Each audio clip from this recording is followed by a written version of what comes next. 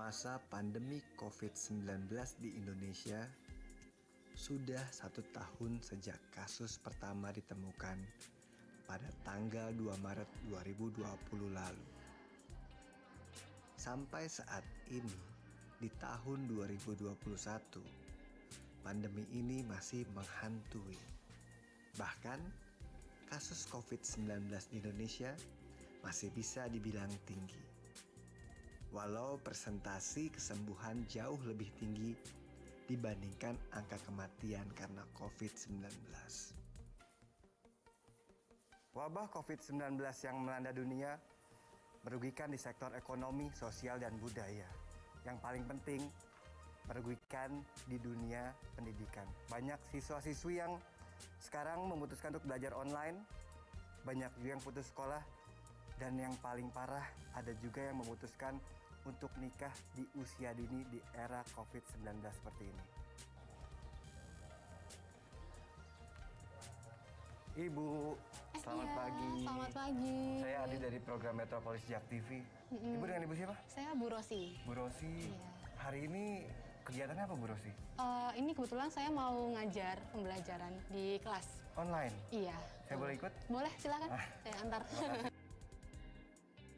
Kegiatan belajar mengajar jarak jauh tidak boleh membuat para siswa mengalami penurunan prestasi belajar.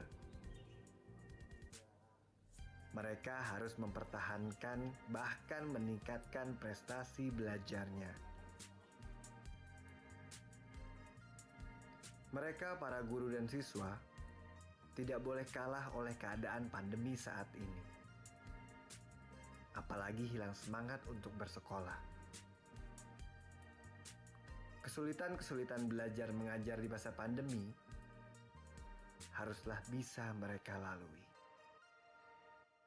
Ini persiapan buat kelas online, Bu. Iya, betul ya. Silakan Bu Rosi siap-siap dulu sambil rutinitas dibuka. setiap hari. Oh, jadi setiap hari kelasnya online? Iya. Ya kalau ini tergantung jadwalnya. Hari ini saya ada ngajar atau enggak. Kalau ada ngajar pasti persiapan prepare dulu untuk Bu Rosi, saya mau nanya, Bu. Iya, silakan. Perasaan Ibu gimana sih, Bu? Ini kan kita udah melalui pandemi udah hampir 1 tahun ya, Bu ya? 1 tahun. Rasanya apa sih nggak belajar tanpa ketemu langsung sama anak-anak gitu? Gimana, Bu? Kalau ditanya perasaan, ya kaget gitu ya. Yang awalnya saya bisa ketemu mereka, saya mengajar di depan kelas. Kadang kalau misalkan ada anak-anak yang mungkin dibilangnya itu susah, saya langsung bisa ke anaknya, kamu kok gini sih? Maksudnya bisa langsung berinteraksi dengan siswa. Tapi tiba-tiba ya ada pandemi gitu kan. Kita benar-benar tidak bisa bertemu. Itu sebenarnya perasaannya ya sedih juga ada, karena interaksi kita hanya sekedar virtual gitu ya. Dibatasi oleh dibatasi oleh media. Seperti itu. Kalau di kelas kan kita bisa melihat ekspresi anak-anak nih, seperti apa mereka, apalagi lesu, lagi semangat belajar, apa gimana. Ibu, menurut Ibu sendiri nih ya, apa sih, ada keuntungannya nggak sih belajar dengan metode via online seperti ini dengan konvensional kayak dulu? Ada keuntungannya nggak, Bu? Atau kekurangan dan keuntungannya lah? Kalau untuk berbicara tentang keuntungan pasti ada. Kalau via online ini anak-anak tidak terpaku pada materi apa yang diberikan oleh guru. Kalau konvensional kan guru mengajar di depan.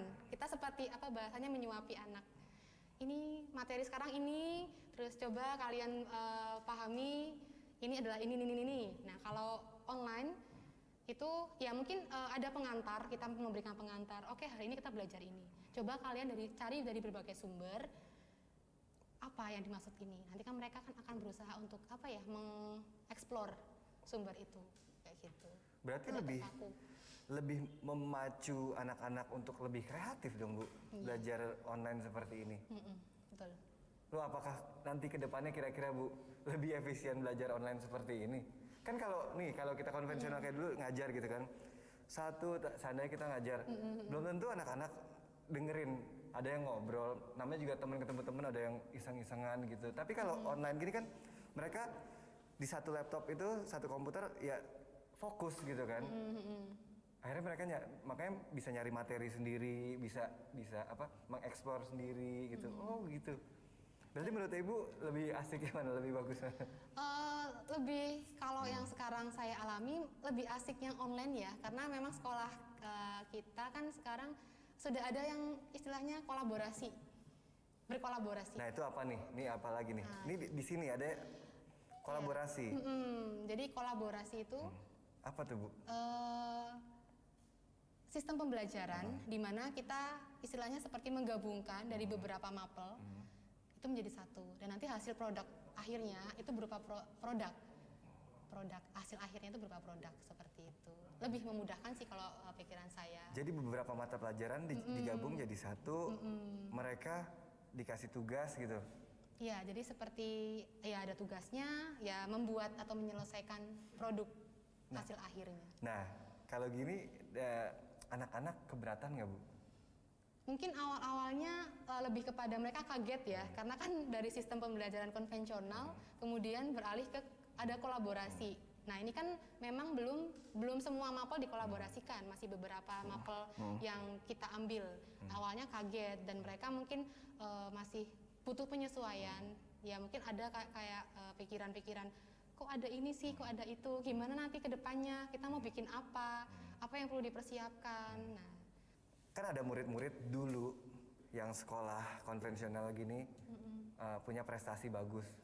Dengan belajar online gini, apakah prestasi mereka tuh menurun apa tetap malah mereka lebih semangat karena di rumah kan? Di rumah apa lebih semangat? Gimana Bu? Penilaian dari mana sih?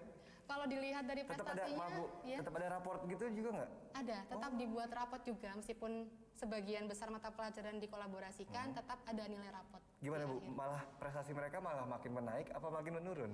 Kalau saya perhatikan sih malah bertahan dan lebih cenderung naik ya, karena mereka ya tadi mengeksplor gitu. Kalau yang saya perhatikan dari nilai-nilai raport anak, dan tidak kolaborasi ini kan ada yang pekerjaan individu, ada yang pekerjaan kelompok. Nah yang di kelompok itu malah bisa menambah, maksudnya membuat nilai mereka malah bisa naik gitu, karena ya kalau diskusi mereka bagus, produk mereka bagus, pasti kan nilainya akan naik. Ada nggak Bu?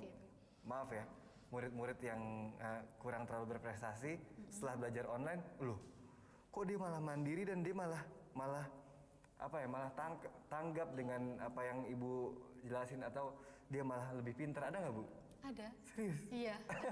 Makanya kadang guru-guru ya terutama yang tergabung di kolaborasi ini juga ternyata anak ini awalnya ya pendiam gini, tapi pas kita gali waktu kolaborasi kan itu kan memang kebebasan anak gitu ya untuk mengeksplor.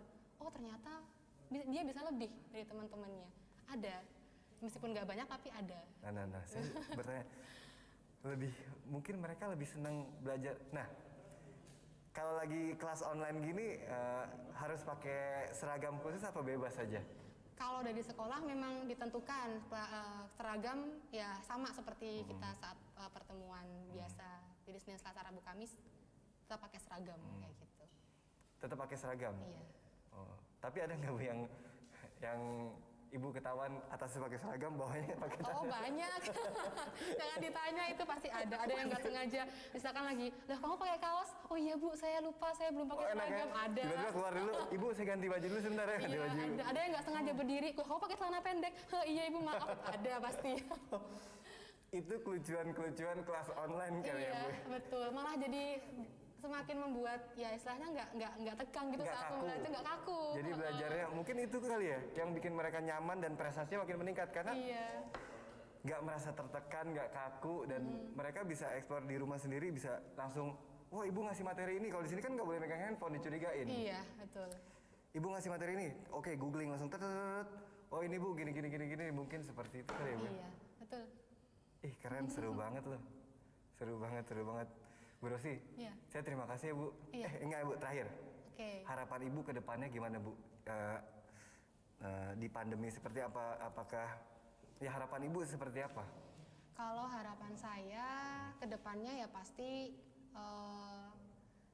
harapannya pasti anak-anak bisa lebih lagi untuk bisa mengeksplor. Apalagi kita sudah bantu awalnya dengan adanya kolaborasi ini kan itu seperti membuka pikiran anak untuk bisa lebih mengeksplor. Harapannya seperti itu. Bahkan nanti ketika sudah masuk sekolah pun ya harapannya bisa semakin lebih baik lagi. Ya seperti itu sih. Amin. Berarti pemirsa nih di masa pandemi ini bukan berarti ibu guru dengan siswanya itu malah kendor untuk belajar, tapi malah semakin semangat ya Bu, semakin happy karena medianya ya asik banget, bisa dari rumah sambil ada yang belum mandi nggak Bu kira-kira? Maksudnya sekolah masih belum mandi gitu dia, Bu, maaf Bu saya belum mandi gitu, ada nggak Bu pernah? Ada, jangan ada. Tuh seru banget. Ada yang belum mandi, ada yang belum gosok gigi, ada. Kadang ya saya iniin, kamu mukanya baru bangun tidur belum mandi ya? Hehe, iya Bu belum gitu. Tuh lebih seru, lebih seru. Iya, yang bawa hawa yang gembira gitu lah. Tuh teman-teman, kalau kita nanggepin dengan positif, Iya. ya mudah-mudahan semuanya juga lebih lancar. Apalagi pendidikan itu penting Bu, kunci. Iya, betul. Kunci majunya negeri ini, bangsa ini, ya pendidikan. Bu Rosi, terima kasih. Ya, terima kasih juga Mas. Seru banget. Saya mau muter-muter lagi ke sekolah Oh ini. iya boleh, masih banyak spot yang belum dikunjungi. Luar biasa di sini kalau misalkan mau keliling-keliling. Terima kasih Bu. Lanjut, Iya, lanjut Bu, iya. lanjut Bu. Oke, terima kasih Mas. Ya Bu.